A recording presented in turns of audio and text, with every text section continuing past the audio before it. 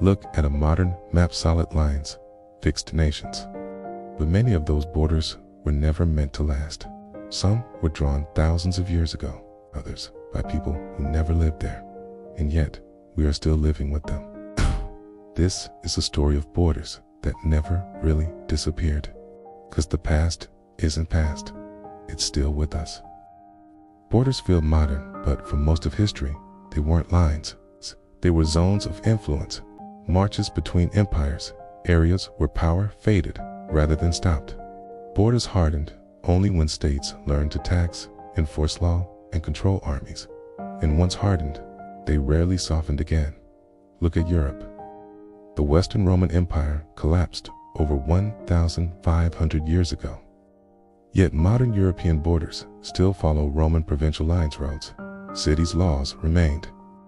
New kingdoms didn't erase the past, they built on it. Power changes. Infrastructure doesn't. In Africa and the Middle East, colonial borders are often blamed for instability. Fair but many reused boundaries that existed centuries earlier. Trade routes, ecological zones, imperial edges. The issue wasn't just where the lines were drawn. Lines replaced relationships, froze systems that were once fluid, and the consequences persist. Borders endure because they solve problems. Who belongs? Who pays taxes? Who enforces law?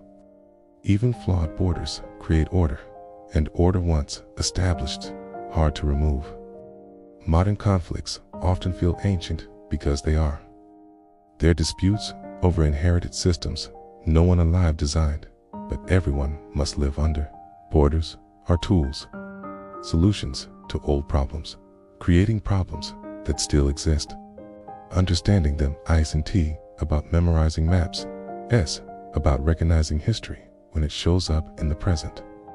Borders collapse, states change, empires vanish, but the framework endures. That's why the past isn't gone, still with us.